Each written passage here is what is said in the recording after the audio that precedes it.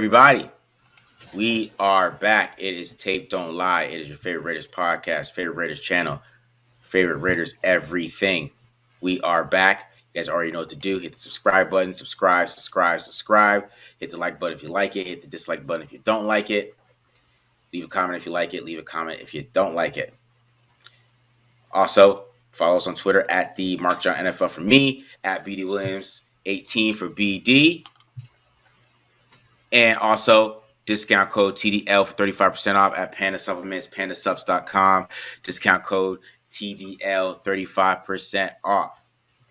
All right, guys. So, we got some All 22 finally. All 22 in the house. You know what I'm saying? Got the All 22 for the pre-season. So we got some tape, some tape for you guys. Some brand new tape. No more 2021 Raiders reviews or 2021 Raiders this and that. We got some 2022 preseason football. We're back in the lab. We're back in the lab, guys. So how does it feel to finally go back over some actual, even though it's a preseason? Did it hit you yet? Because it's preseason. Did it hit you yet? It hasn't hit me yet because it is preseason a little bit. Because to be honest, it's more frustrating than exciting. Yeah. But it's dope to watch football though. It's dope to watch some new football. I was hoping to see some more from the scheme, but I should have known that I was going to see 989s over and over again. I was like, oh, that's 989 again. Oh, that's 989 again. Oh, that's 989 again. Okay, all right, that's what we're doing. So, add a screen, 989 screen, 989 screen. Okay, slant flat. They're playing two highs. No, they're playing like a man. Jackson's playing straight up man most of the time. So why do you run 989 then against man? Is it the inside route, the 8 route? Does that convert flat against a single high safety? Yeah, no. It's supposed to keep the single high safety occupied. He can't pick a side because he has to worry about So you have two goes, and you have to. So you get that one-on-one on the outside. Exactly. Then, yeah. Gotcha. So you're not gonna see a lot of 989s from them. I mean, they do. They used to run it. I mean, with Brandon Cooks, but I mean, they haven't ran that in a long time. So maybe if they feel like they got some more speed on the outside, they might start running Who's running that post across the middle? That was Keenan Cole. Gotcha. Mm-hmm. It's actually the first play of the game where he gets the ball goes all up in the air and from the passer. Yeah, they just ran it like 3 or 4 times, basically. But yeah. I mean, it's just mad simple football. That's basically what it is. I guess this is what you're watching. It's just power and a lot of draws. And screens. The scheme on defense was, for the most part, pretty vanilla. Mm-hmm. It was just cover 1 and cover 2 for the most part. But I think they did a good job of disguising. When they're playing zone, still lining up with some man alignments to make it look like it was going to be man. Safeties did a good job disguising. So it wasn't, for whoever that guy is back there for Jacksonville. Who was that, Luton? Is that the quarterback? Who cares? Luton and Kyle Sloter. Sloter was out there. Okay. So, but either way, I think it did make it a little tough on those guys, seeing some of the late safety movement, So it was cheeky by Patrick Graham, but then also there's a couple blitzes that he threw in there that I thought was interesting because they were kind of nasty for a preseason game. So it wasn't like, he did just blitz the nickel off the edge. Everyone does that in the NFL, but then they would be like sugaring that nickel, make it look like he's blitzing, and the weak side linebacker would come, and then they did some simulated pressures. So it was like French vanilla, okay? It was like an expensive vanilla, but it was still vanilla. You know what I'm saying? Because I was watching it, I was like, man, if this is vanilla, what does the real thing look like? That's what I was thinking the whole time. Like, it's gonna get a lot crazier than this for sure. Yeah. Just based off of what I know of Patrick Graham so far. So, what are you breaking down today, PD? What are you checking out? All right, so I think that they did tell some things to us, even though I don't know, they didn't tell us anything about the scheme, but they did tell us the personnel And I think that it's going to be definitely a good place to start looking at how this defense is structured and the kind of different looks and the kind of different personnel groupings that they come out with. I think they did give us some things to go off of. I think, where Hobbs plays, if he plays that true nickel spot or if he stays on the outside, still remains to be seen. So we'll see about that. I don't know that for sure yet because he did play on the outside exclusively in this game, right? But I think it did give us some hints as to personnel groupings. Plus, I saw a lot of people talking about Malcolm Koonce after the game. He had, I think he had a couple good plays, right? Got some pressure on the quarterback, got in the quarterback's face, and took that pass. So I'm just going to look at his game and where he's at in his development. So I'll be breaking down Malcolm Koonce a little bit too. Okay. I'm gonna be looking at the offensive line basically. We're gonna do a segment called "Throw the Ball Quarterback." It's gonna be very interesting. Yeah. We're gonna really break that down. It's gonna be called "Throw the Ball Quarterback." Okay, that's what we're gonna. Because basically, I feel like I'm like, throw the damn football the whole time. So I wanted to break that down a little bit and kind of look at the sacks and just with the early offensive line and kind of get an idea of how important a quarterback is to the offensive line. It really is. Quarterback is a big deal to offensive line for sure. And I'm gonna look at Tyron Johnson. I thought Tyron Johnson was interesting on tape. Okay. Very explosive. Yes, very explosive, but couldn't finish. And I want to show some of that explosiveness that I saw. And I'm like, man, you gotta play him. You can't.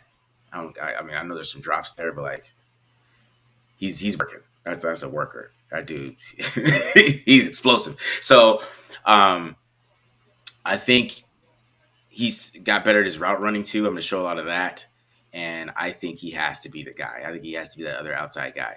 I know Mike Collins might make this team too and might get some little play. I don't think Matt Collins got some of the probably targets he should have got. I think he's missed a little bit a couple times, but I thought Tyron Johnson really looked good. I mean, if he finished some of those plays, he would have had over like 100 yards and a touchdown. Yes. Right. So, I mean, it's there. So there's a lot of potential there, man. That's the thing where you see it like, come on, man. If you can finish these plays and, if he's so excited. I mean, he was catching everything in practice. I didn't see him drop one ball in practice. That's why I was a little shocked that he dropped passes like that. He didn't drop passes in San Diego either, or LA. So it was interesting watching him drop those passes. I thought they might have been a little bit concentration drops, so I wanted to get into that. But before we get into that, any other thoughts besides the things we're going to talk about today? Any other thoughts? Anything happen with the Raiders? So Brandon Parker, he's hurt. Yes, sounds like. Uh-huh. Did you?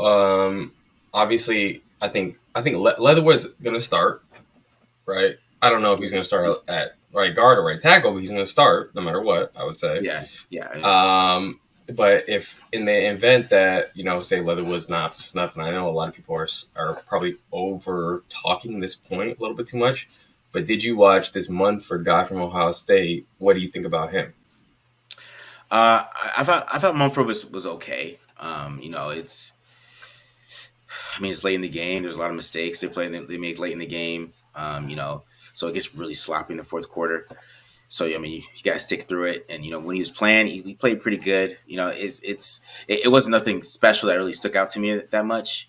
So you want to see him play against better competition and kind of have a better idea how he look. But I wouldn't say anything that kind of stood out to me on tape. I'm like, oh my god, it's like awesome. You know what I mean? So because the running game kind of slowed down a little bit once they got later in the game. Zamir White wasn't getting some of those big old holes they're getting. But he's got to continue to grow. He's got some work to do. You definitely don't want to put him out there for sure. In my opinion, I don't care what they say. I don't think it's somebody you want to put out there year one. Maybe if you want to stash him and he could help out for a depth piece and it gets to that point, then yeah. But he's not beating out Leatherwood he's not. beating out Parker or anything like that. I mean, I don't know how hurt Parker is, but I mean, he's probably the next man up after Parker. Even though they might go Jackson Barton or something like that, but they might do that too as well. Because I mean, he's a little bit more veteran, he's played a little bit longer, and of course, somebody they can go find for competition too, probably out in the free agency. I know everybody wants Darrell Williams, but I mean that's a starter, and they want Leatherwood to start for sure. I mean, you could tell. So, yeah, see, it's gonna be Leatherwood at right tackle, in my opinion. I don't know. Yeah. I didn't think his tape was that bad as people try to say. So I didn't think it was bad at all. Actually, I thought it was pretty good. So I mean, that was kind so Miller, Simpson, yeah, and then James at center. Yeah, Leatherwood at left tackle. So who's playing? Is it Cotton or Parham? The James at center. It's interesting. I don't. Whew, that's gonna be. Could be Parham. It could be. I thought Parham was pretty good. I saw some clips floating around that Parham looked solid. Yeah, he looked pretty good pass protection. I think at center, I saw some of the a little more of the play streaking issues I talked about. I think that's still there, but I mean his technique's awesome. My dude's clean, clean technique. So is Lester Cotton, man. Lester Cotton was clean too, and technique wise, man, perfect. He had the size. I'm more worried about him mentally, which that's what I'm more worried about with him. Is he mentally ready to play big time NFL football? Like the mental, like picking up, like he missed on the stunt, right? Yeah, he was perfect before that, but then he missed on the stunt. It's things like that. I mean, those things matter. So you wonder where he is at mentally, as a mental processor, before you start pushing him into the starting position. But he looked really clean, man. He has some good technique, bro. Some good running blocks. He looked really good in pass protection, man. Really good. I mean, I'm gonna show it because he's big, right? He's a big guy.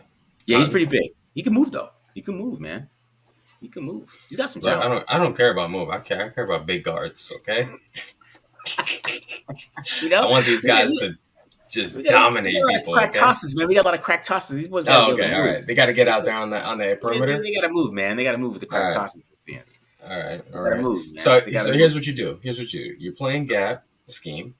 You have Cotton in. You want to do a crack toss. You subpar him in, okay? You could sub guys in on the line. Why not? I mean, you could. You really could. I'm just kidding. Obviously, they're right. Yeah, that would mess up the whole offensive line thought process. I mean, offensive line coaches would freak out if they saw the team do that. No. The continuity. This is important. They're supposed to be a team. The five. They're supposed to be right. It's supposed to be a group. You might get guys more healthy and playing the entire season if you sub them a little bit. I don't know. All right. So, anyways, you want to get into it? You want to go ahead and do the offense breakdown? Yeah, I'll do offense. Start offense. Let's get it. All right, let's do it. Let's start with that one.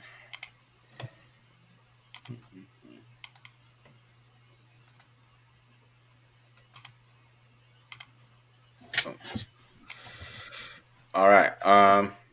Let's just start. Throw the ball, quarterback. Okay. I mean, this would be a lot of this segment. And it's basically an offensive line segment, but we're kind of just look at it and show why some of these plays happen and why the quarterback was getting hit. All right. So let's go ahead and start this one off. This is the 989 I was talking about. All right. So 989, you got the post right here. Then you got the go route at the top. Of course, the go route at the bottom. Okay. Now, Mac Hollins, he wins. I don't know why Jarrett Stidham doesn't throw him the ball. He's looking that way. The safety's going this way. And Mac Hollins is wide open for a touchdown with his hand up. But that's fine. Right? And he comes back over here, and he still has the football. Now that's what I'm talking about. If he let's get real, guys. The safety's going this way, okay? That's clear. I'm throwing over here to Mac. Your quarterback, you start with the safeties as usual quarterback coach. You just throw the ball to Mac. He doesn't have to get touched here. Throw the ball to Mac. Just throw it back right there. Nope. He decides to come back. And then there's even more time. And of course, Parker, yes, Parker is he's getting his butt kicked. He is. But the point I want to make is that this ball is already out of Derek Carr. If that's Johnson, Devontae Adams, and the safety's going that way, or any guy, the safety's going that way. Yeah. And yeah. this guy, and looking back, this is yeah, the ball's going here, right? So yeah, was it a bad ref for Parker? It looks bad. Offensive line looks terrible. Yes. Does this quarterback have the Stidham? Does he have the arm to make a far hash fade throw like that? Probably not. But I mean, it's Mac Hollins is so wide open. I mean, if you like underthrew it, I mean, Mac Hollins has the leverage to like jump over the guy because the guy's in chase mode, or whatever, right? Also a little bit a problem I have with this too. I mean, just watch the offensive line here. I think they all look good. Like even Lester Cotton. Look at Lester Cotton. Look at the pad level, the base right there. Good hands inside. You know what I mean? My boy Johnson's got his hands inside. My boy John. And then you know what I'm saying?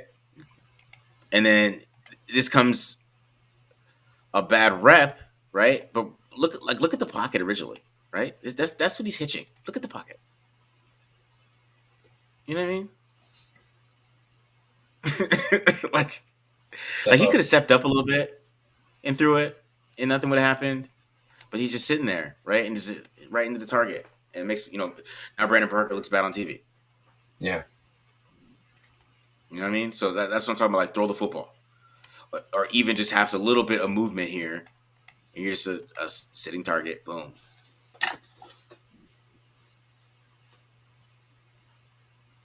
All right, now this is I'm gonna show the Tyron Johnson running this route later on, but this is another throw the football, which became a pressure. Right now, it's pretty good work from the offensive line. Got a play action, right? Everybody's set up. There's nobody really coming. He's got a perfect pocket. His pocket's great. Now he hasn't thrown this ball to Tyron Johnson, who's wide open. I mean, you just anticipate that ball. It's wide open. He's I don't know what's happening here, right? He still hasn't thrown the ball. Still hasn't thrown it. Oh, he's gonna throw it now. Oh, it looks like it's a pressure. Leatherwood, bad PFF grade. And, it's just, you know what I mean? Like, just throw the football. The guy's on the ground. Throw the ball. Yeah. and then he had to throw it low before the other safety gets here, and then he drops it. He just could have threw it like boom, throw, hitch, throw. It could have been like one motion. Well, that's what it's supposed to look. He's just like whatever. Pressure, bad PFF grade. All right, this is all game. This is the most frustrating part of this. Here's another one. This one just bothers me. This is another great job by the line blocking, right? We get chip. I know people hate these chips, but this is going to happen all year, guys. Darren Waller is going to do this. Every tight end is going to do this. You see Amir Abdullah does it. It's part of the offense, okay? They're going to chip a lot. I just want to say that because you're going to see it. Okay? Chip, right? But it's just to me, like, look at this pocket. Like, he just has all this room to just, like, slide and, like, do all these things. This is not bad. This is pretty good work. I mean, all these guys are winning too. Look at it. Look at it. Look at this line. Look at that. Look at C Simpson right here. Look at that. Look at him get low. Get the hand. I tell you, it's over for y'all, man. You got Lester Cotton. He's doing pretty good. His pad level's pretty high, but he's holding his anchor right there. It's a good pocket, man. But you're supposed to hang out next to the most dangerous player on the defense.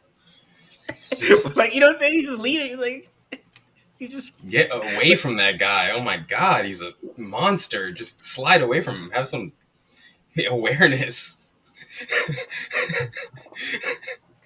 I'm just feeling like a quarterback, but I just want to, because they're just killing the offensive line. I just felt bad watching this. I was like, yeah, I thought they had a pretty good game, and they were getting killed on TV. It's just all right. So here's another one. The Patriots really like to run these type of plays. I don't know the exact name right now. I'm gonna have it for you guys. I'm getting there, guys. I'm getting there. But we got kind of like basically they run a lot of jerk routes with a lot of stops right here. So Mac Hollins he keep going for it, he can stop, or he can come back, right? So Matt Collins, he reads it, he stops, right? Kind of like the choice routes, but they're not, okay? And then you have basically the seam or post, kind of what Foster Moreau does. So basically the seam, since it's too high, he can post it in, right? Which he's going to do. Now Stidham both these guys are open to me. I don't know about you guys, but they're both open. Okay. Now look at this pocket he's got. Look at that's a good pocket, man. Everybody's winning. You get sacked in this play.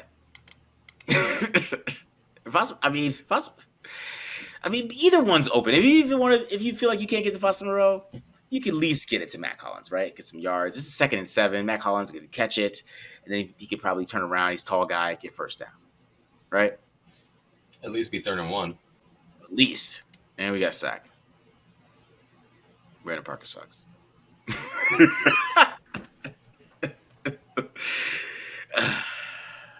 What was he looking at on this play? What was he trying to go with it? I don't know. I don't know what he was doing. It's basically the whole tape. So like he right here. I mean, like, you go back, stop it. Look at this offensive line. Look at the kind of the work they're going here. So right, it's good work. Simpson's got his hands a little inside, but you still got a better base there. Parker's he's doing all right there. Leatherwood's doing really well. Right, check out Leatherwood. Right, Leatherwood good movement, getting around the pocket. Then he gets a good leverage, pushes him. But he doesn't throw the ball, and then runs to a sack.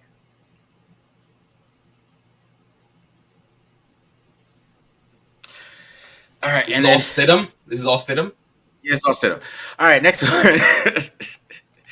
All right, here's another one. Throw the ball, quarterback. We got, nobody's open here, and I get it. Nobody's open on this one. Okay, and they mess up on the stunt. Parker he gets beat on this one. He has no excuse.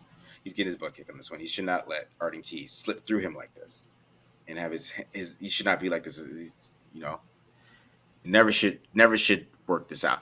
But I kind of feel like with this pressure, I mean, Stidham got to feel that. I mean, he could just slide, right, or even like start to run. You got Abdullah going this way. These guys aren't open. You kind of got too high, right? You got too high, cover 2 man. So, they're playing. They know they have the safety's help. They're playing trail, right? You got Amir Abdullah right here. Amir Abdullah eats this dude alive. the linebacker still hasn't moved. He just said the slide. And I feel like Derek Carr would have done that. I don't know. Maybe not. So even with the rep of the offensive line was getting, I still think that a lot of this was on Jarrett Stidham. Most of it, because I mean this is a bad rep by Parker. I mean this can't happen. I don't know. This is just ugly. His pad load was way too high. Anyway, and then he tried to trip him. What's he doing? He tried to trip him. Hey, at least he did that. Okay. And I don't know, maybe Arden Key do it. Let's do a secret, because that's Arden Key right there. You say what you want. I mean, that's basically a lot of the first quarter. You be the judge of that. All right, here we go. Tyron Johnson. I really thought he had a good game, and he has some drops, but just the potential is like through the roof. And I want to start with this route. I showed this on Twitter, but I really didn't do a breakdown of it. I just kind of showed it. I just want to break it down a little bit. This is just pretty nasty. And we kind of saw from the preview the dude falls, right? So let's watch this. So let's just start off just with the release. Like he gets a great release. Can't even get his hands on him. He's so quick out of his release. You're going to see this a lot on tape, right? And that's a starting corner. That's Shaq Griffin, I believe, right? And he gets inside. We're gonna watch this. Look, it's the slight. It's quick. Act like he's gonna go. Ooh, and he's on the ground. But the ball, of course, the ball's supposed to already be here. He could be like catching the ball in stride and using his 4.3 speed. And he's late, and he ends up dropping it. But just the route. Separation. You want him to catch that ball, but you want the quarterback to get the ball earlier too. In my opinion. So, All right, so let's go to this next play. Kind of already saw that one from the backside. Now this is kind of just nice little post route, but nothing really special, right? Like it says, tough catch in traffic right there, break a tackle, be physical, first down. So I mean, he has you can see the talent, man. He has a lot of talent, and he's getting a lot better since he was with the Chargers. I'll tell you that. But let's say catch the ball in traffic. Know you're gonna get hit. Embrace it. Boom. Know you're gonna get hit. Look at that. Bounce off 48. Let's talk about play physical. That's mentality right there, man. That's not get scared. Play over the middle. All right. So this is another great route right here. Check this one out. Look at great release inside, quick, right? But what I love about this is out route, right? So he's got to get back inside. He's got to get back to the outside, right? Nice stop, arm over, quick stop too. Was it? I'm gonna show this at full speed because it's fire inside stem. Yeah, he didn't lose any. It didn't lose any speed on that outcut. He didn't lose any speed on the outcut. And then with a nice little arm over too, with getting physical through the DB. Might catch it. You want to get his feet down a little bit better there, but it's nice, man.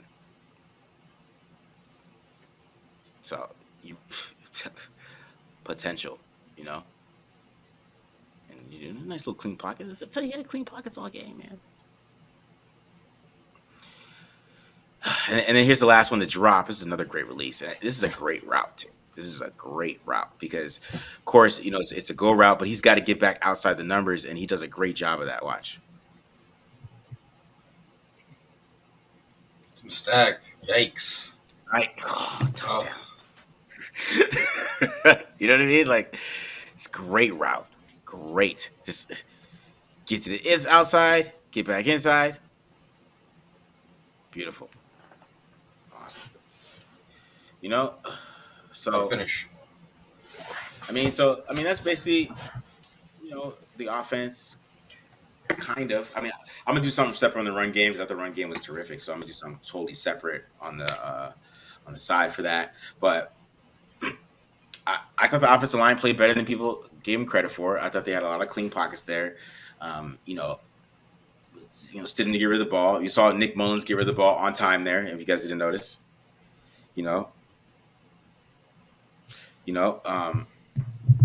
so that was part of the problem with the offensive line a little bit and the vision of it. But because I thought they played pretty well, I didn't think they had too many bad issues overall. They looked pretty good to me. I don't know about you guys. You guys decide that. I mean, we'll see when they play Nick Bosa, Joey Bosa, and all them boys, but not Nick Bosa, but and they do play Nick Bosa this year. But when they play those type of players, we'll see, I guess. But they look pretty good this past week, right? And then of course Tyron Johnson looked terrific to me, even with the drops. I'll take the drop. Preseason, I'll take those drops. I'll take those routes, those reps. We'll work through that.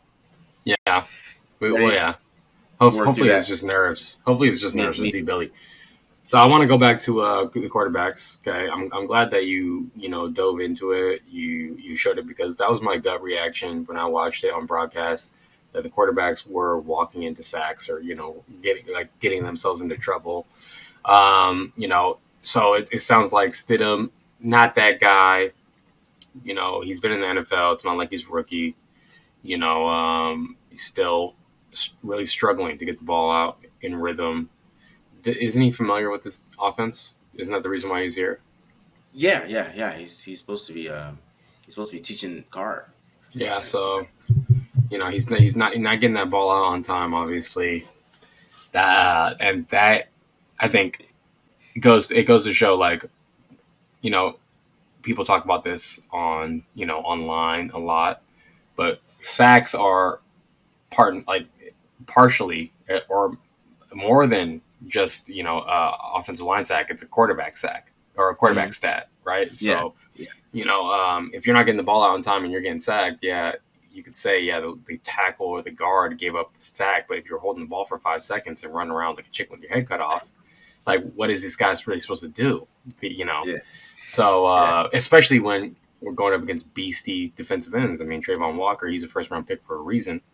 You know, obviously that guy, pretty good. He's a first overall pick, right? And he looked like a monster out there. He was throwing people around. He did. That being said, when you go up against a guy like that, okay, you got to get the ball out quick. That's how you defend them, right? That's how you block those guys. Get the ball out quick, chip them, crack them, run at them, and get them out of their pass rush plan. You know, but if you're sitting back and you're getting into a 4-1 slide, putting your left tackle on an island against a beastie defensive end, and then as the quarterback, you're fading into that pressure. Like, come on, what are we even doing right now? You know, it's not a professional football product. It's definitely not that caliber for Jared Stidham to be playing in the NFL. There's little things that you got to do. It's not just about throwing the ball. It's about the little things: pocket presence, sliding, avoiding sacks, avoiding pressure. Yeah. And we just didn't see that. So discouraged by the quarterback play, I got to say. Yeah, I mean, because I'm saying when he threw the ball, it looked great. it did. He has some great throws, but he just didn't throw it. So get it out, man. Get it out, please. Get the ball out. You know what I mean? Because even the Nick Mullins throw when I showed Tyron Johnson, I mean, Nick Mullins got rid of that ball pretty quick. I mean, Illuminor got beat, and Jared Stidham got sacked for sure. Right. But Mullins, he got rid of the ball quicker. You know what I mean? Yeah. Probably from having more pro and playing with Kyle Shanahan. Like, get rid of the ball. Yeah. So, on my place. Yeah. Exactly. All right. Any other thoughts, BD? No, I mean, I'll wait for the run game stuff because I think that's honestly more interesting than watching Jared Stidham. At least Josh Jacobs and Zamir White are going to be actually playing for the Raiders this year. Yeah. If Jared Stidham plays for the Raiders this year, guys, it's going to be bad. It's going to be bad. So yeah, Josh Jacobs looked terrific. I was like, everybody's so worried about him, like whether he's gonna be traded. They weren't watching it, man. That dude looked fantastic. He looked like he's trying to get paid. That's what I like. There go the money in front of him. Come get it, Josh. Come get it. Yeah. 1,500 yards later. For sure. And that's how he looked. He looked like he was playing for money. That's how he was playing. He looked fresh. Moving, he was fast. He had some bursts in that screen, man. He was off. He was bursting into that hole, man. He was decisive through the power runs too, because they didn't run outside zone, man. They're running power. He's being decisive. Good. I was like, you playing for money. That's gonna be the bread and butter, I think, for sure. Oh man. I'm just saying, he looked fantastic. He really did. He should play another down. I mean, he might play some more downs, but I don't think he should. I think we saw enough. We're good, Josh. We're good. We're good. We saw enough. All right, BD. I'm gonna go ahead and get us some of this defense and stuff. All right. Yeah, let's do it. Share my screen with y'all. All right, so let's go through it here. First, we're gonna go through the personnel groupings for Patrick Graham. Okay, so this is what I'm going to be referring to for this season as long as Patrick Graham is here as big base. Okay, this is a 3-4 alignment, if you will. Okay, but there are 5 defensive linemen in the game, 2 linebackers. So this is a 52 defense, like that old school throwback kind of defense. Okay, and why do you do this? You obviously do this to stop the run, clearly. Okay. But the point of this is you got, this guy, what is he, 260, 275 pound end over here, 260, 275 pound end over here, and then 300 pound plus defensive tackles in the middle. This is a heavy run stopping front, okay? Big base. We're going to see this, okay? And the one thing that I'm going to talk about with Patrick Graham's defense and, odd front defenses and the way that these guys are playing. Before, we would see guys like Darius Philon and Quentin Jefferson shoot these gaps, and the linebackers would sit back and wait. and they would wait to see where the back was going to go, and then they would pull the trigger. But in this defense, you got to build a wall at the line of scrimmage. We're not shooting gaps. Everyone has a gap. Get on that man. And so just watch Diablo here. I think he could do a better job advancing towards the line of scrimmage. Get 72 off of Kendall Vickers. Don't let him double him too long. Come up into that gap. This is your gap right here. Get that guard off of your guy. Okay, and you see 50 do a better job of it here. Watch 50. This is Jayon Brown. He sees the run. He steps forward, and that guard immediately knows, oh, I can't double because I got to go block this linebacker. That's how you get your guys one-on-ones, by your linebackers playing downhill. So it's a little bit of a different style. Okay, so not a great job by Diablo on that rep. Gets the guard into his lap. Okay, this is another one. Big base. This time they're going to run a stunt, okay, a jam stunt. So this guy over here, this 5 technique right in front of Diablo, this is Kendall Vickers. He's going to go ahead and shoot into this A gap, and Diablo is going to go ahead and blitz right behind him. Or not blitz, but he has the gap right here because it's a run play. So we see how this works. Diablo does a better job stepping towards the line of scrimmage now, right? Coming downhill now, getting into that gap. You see he's right on the line of scrimmage. We're not waiting back anymore.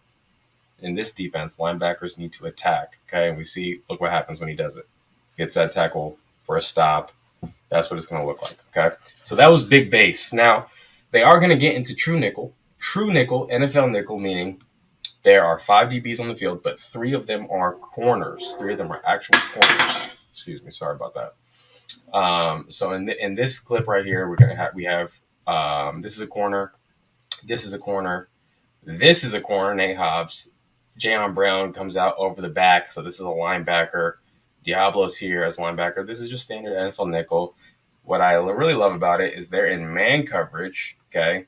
And instead of Trayvon Merrick being that free safety, like he would have been in Gus Bradley's scheme because he only played in one spot, and I have advocated for this in the past, okay, allowing Trayvon Merrick to come down, play. He doesn't have a good rep right here, but allowing Trayvon Merrick to come down here, play man coverage, okay, put Jonathan Abram back there and single high when they're in man coverage so that you're not asking Jonathan Abram to play man on a tight end or anything, okay?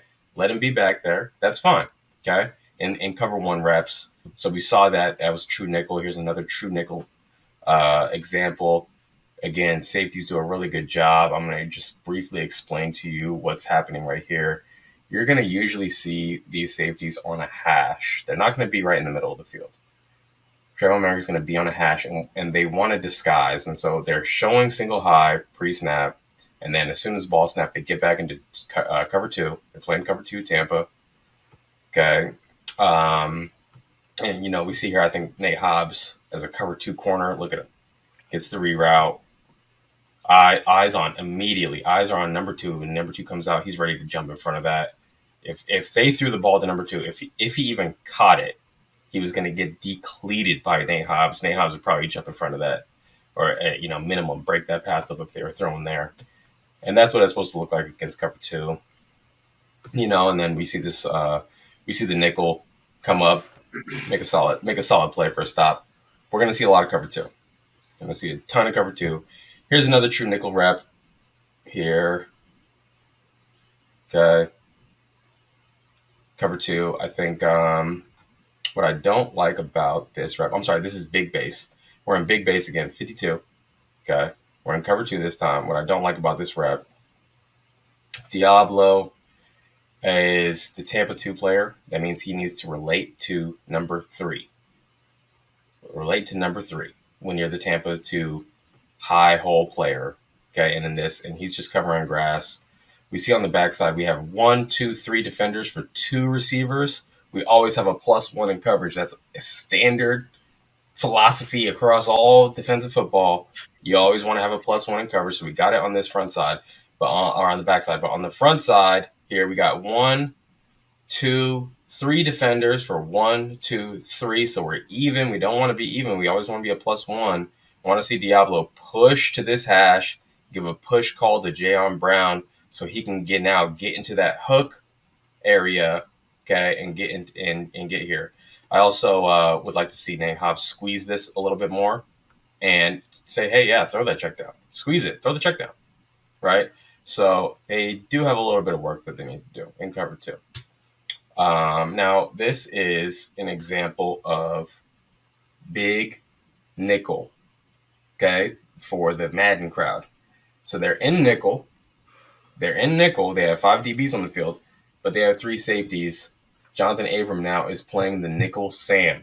So Jonathan Abram is playing nickel, okay? And what I like about this is when you're in nickel, and when you're in a true nickel in the NFL for the most part, you have 3 corners out there, it's probably a minus against the run. When you have someone like Jonathan Abram instead being in the box, I think it's plus against the run, okay? I was surprised to see Jonathan Abram not shoot this gap and just take this guy out, submarine this guy, but I think he was worried about him bouncing out. So he stayed at home. You know, we look at Diablo here. Downhill now, right?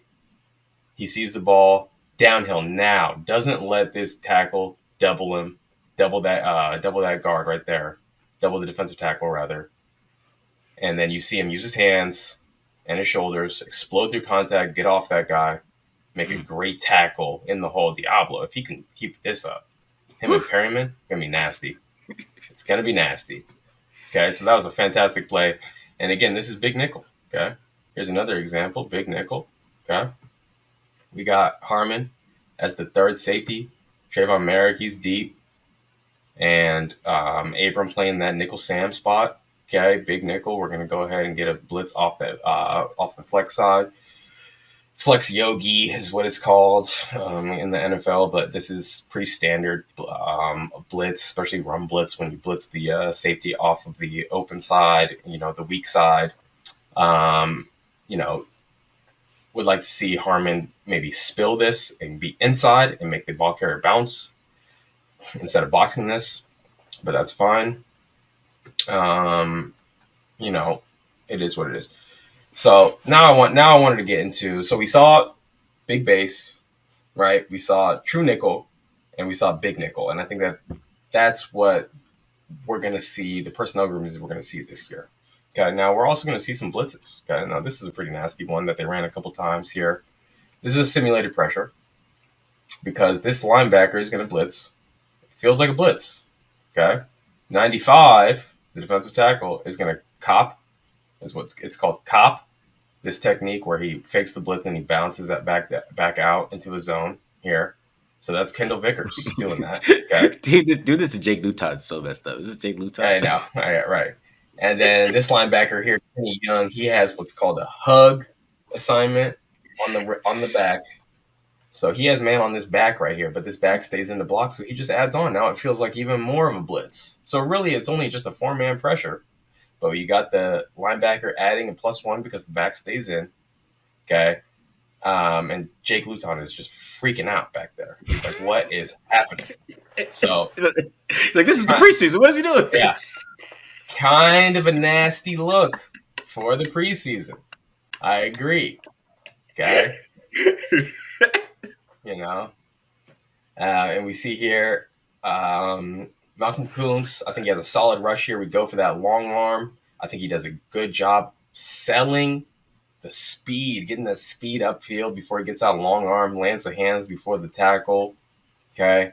And solid bend to, put some pressure on the quarterback. I think that's a solid rush from him. Mm-hmm. But also it helps having some crazy things happen all around. This linebacker adding on because he sees 23 stop to block him, so the linebacker just goes ahead and blitzes and gets in that guy's face. And we're going to see that. We're going to see that a lot, and that's going to be Denzel Perriman's job right there. So while we're on the topic, Malcolm Koonce, let's talk about him here, okay? So we had this play, and everyone was real excited about it. I think he's great technique. He's surfing the mesh point, okay, meaning he's staying square. He's not turning his shoulders and chasing the back. Staying square, waiting, puts his foot in the ground as soon as he sees you. See him putting his foot in the ground as soon as the quarterback puts his foot in the ground. He's there. He's on him. Okay, he's in his face. That's a great play, Malcolm Koonce. Okay, and a lot of people were talking about him. So let's look at his pass rushes here. Okay, here's an example. I think we have a very lackadaisical burst And when you're a smaller guy, your best friend is going to be speed. You can't be lackadaisical off the line. Okay. And you see him here when he's going for a power move, when he's a little guy for a defensive end in the NFL, he's probably 250 pounds. You see him kind of go for that long arm power move without ever selling the speed at any point. And I think the instincts are off here a little bit because look at 76. Look at the tackle. He's helping the guard. He's got planted so heavy on his inside foot. Koonce needs to see that and just ghost around, bend around that edge, something. He's got that edge wide open, but instead he goes for the power when the guy's already sitting down on the inside. And look, he gets splashed. Pancaked, teabagged. Snatched and trapped. He got snatched and trapped. They call that. Snatched and trapped. Okay. Here's another one. Okay. We're going for a bull rush here. I don't know if this is really his game. Okay, he goes for a bull rush, just gets again snatched, trapped, thrown on the ground. Again, he's not a power player, but he's got a lot of power moves, and so that's my kind of concern with Malcolm Koonce. So let's look at a couple more. Here's another one. I think a little better of a get off here. Now we're going for the outside move, spin upfield. Yeah, that's what I'm talking about. That's Malcolm Koonce's game. Yeah, it's going to have to be predicated on burst, winning with speed, okay, and then having maybe some counters off of that. But no more will he be able to be a power player like he was at Buffalo. Not anymore in the NFL, at least at his weight currently. I mean, he wasn't a power player at Buffalo. That's why it's kind of interesting. Keep going. So here's an example of a good stunt. He had a couple of these. Again, speed. This is what his calling card is going to be as a pass rusher. Look how efficient, look how fast off the edge, off that guard's butt he comes, right? Mm-hmm. You know, I mean, the quarterback does get this ball out super quick. I'm not talking about the pressures. I'm not talking about anything. I'm just talking about this is a good process. This is a good rush, regardless. Okay, ball came out. It was a one-step drop. It is what it is. Okay, here's another example of an inside twist. You see that ankle flexibility for him to like really explode inside. Okay, now we get the pressure, right? Okay, this is the kind of rush that we need to see from Malcolm Koonce. It has to be predicated on speed. So he did have some good moments, right? He had some good moments. Yeah. It just wasn't as impressive as I was expecting because the broadcast. Me too. It made it look pretty good. Made it look pretty good when I dove into it. Definitely things that we need to still keep on working on. Good thing is preseason for Malcolm Koonce here. You know, he can go into the lab and he can look at those things and kind of see like, oh, I missed an opportunity there, or maybe I shouldn't be like trying to go for bull rushes, you know, when this guy's 330 pounds and I'm 250 pounds, you know, stuff like that. I think he's got to sell his speed a lot more. So we'll see him continue to develop. But, you know, if Crosby or Jones were to go down like early in the season, I would be very worried about Malcolm Koonce like being the guy to step up and like start in their place. I would expect to see that be like shared between him and Cleveland Ferrell. I don't know. I want to look up that left tackle from the Jags, man, because that was two snatching traps. That was some textbook. he snatched and trapped him twice. I was like, damn, he was eating them. Right? Who are you? Yeah. You know, because I went and watched the defense too, because I did watch Ferrell, and I had to go watch my boy. So I watched a lot of it. What I thought was interesting was something he didn't do last year. He was going back to this little jump move. That was like his signature, his jump and bend move. And that worked a couple times for him. So I don't know if and that's kind of like his speed move when he's coming off the edge. So he wasn't a power. He never used power in college. He just used to run around people and bend. He uses bend. So it's just interesting to try to see why he's trying to, use so much power that wasn't his game, even in college. So, he used to use his bend, and even if you guys go back and you go watch my original breakdown of him when I did him on the channel, it wasn't no power. We were watching him bend around the corner, and that's what he needs to do. He has a great bend. He's got to use that and use his speed. And his issue with me has always been his upfield burst. And he's got to get out the ball quicker. He's got to get off the ball, man. Got to get off the ball. That's how he's going to win. It's going to be getting off the ball. So, yeah. So just briefly back touching on it again. We're going to see some interesting personnel groupings, from them. The Bengals, ran that kind of big base, 52 base with Trey Hendrickson and Sam Hubbard on the outside as linebackers. When you have two or three 300 plus pound defensive tackles in the middle. I'm in favor of that personnel grouping against the run. I think that's smarter than asking Crosby to go down and play, 5 technique and having a linebacker play outside of him. Why? Why even do that? Let Max Crosby stay on the edge the entire time. Don't be bumping him inside so that you can get into an odd front. Don't even worry about that. Just put a big ugly guy in there and let that guy do that. Yeah. So I'm in favor of that. I'm in favor of Trevon Merrick being the one to come down and play man coverage when they're in cover 1 instead of Jonathan Abram. Super in favor of that. And then you kind of seeing Nate Hobbs being a cover 2 corner, which is definitely that's up his alley, being physical with wide receivers, playing zone. So if that's where Hobbs plays for the rest of the season out on the outside as a cover 2 guy, I think that he'll be fine. We won't see as much splash plays because you get more action as the nickel, regardless. Mm-hmm. You're just going to get more action, but being on the outside in a cover 2 scheme, I think plays up to his strengths. So I'll be interested to see when they do get into a true nickel, if Hobbs stays on the outside or if Hobbs slides in and then they sub in, the corner that they sub in, Anthony Averett or whoever it is actually comes in and plays on the outside. So that's what I'm going to be paying attention to. I mean, well, that comes back to a different conversation because, what does Trayvon Mullen fit in this? Is it Rocky Sin on the other side? Is it Trayvon Mullen on the other side? Or is it just is he switching them all around? Or? Mullen's hurt. Yeah. Mullen's not coming back for a while. Yeah. From what I've heard, it sounds like Mullen has a lingering thing, and he might miss partial year. Are you seeing tweets like that float around? That's what I'm seeing about Mullen. I don't know. I wait for you. Okay. But So again, Mullen can't play on the inside, right? So Rocky Sin, he's never played on the inside. So if those are the 3 corners that you have and you want to get into a true nickel, Hobbs is going to play on the inside for sure. But Anthony Averett, if that's the guy who's going to be starting on the outside, right? Or if that's your 3rd corner, okay, Rocky Sin, Nate Hobbs, and then Anthony Averett, if that's your 3rd corner, I think I don't know. I think Averett could play on the inside. I think he has that ability, as far as coverage goes. But obviously not going to be that plus against the run like Hobbs would be. Yeah. So we'll see. Interesting. Yeah, because I got in trouble for seeing that big nickel on at camp and putting it on my article. So Raiders are like, no, we're doing it in the Hall of Fame game, so then you can see it. Oh, really? That's what they said to you? No, they just got mad at me. It's just funny. Okay. It's like, guys. I mean, that's a great idea. You know what I mean? Like, because even seeing Abram have some patience there and play outside, trust Diablo's going to make that play. It's pretty good because he could have just rushed in there and the guy could have bounced and show some good discipline there.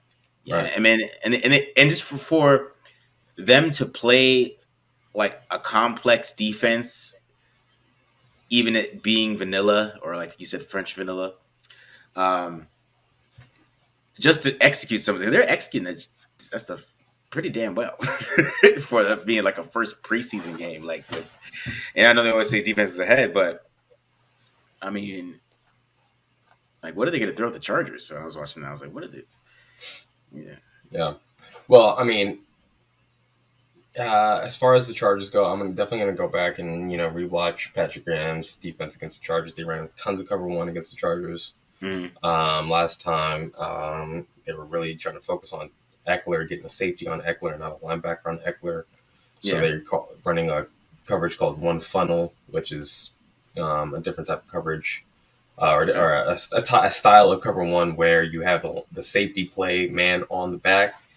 But anyways, I saw a lot of that in that game, but I'll go back and look at it again, to kind of get my head wrapped around and see maybe like what we might expect as far as that goes. But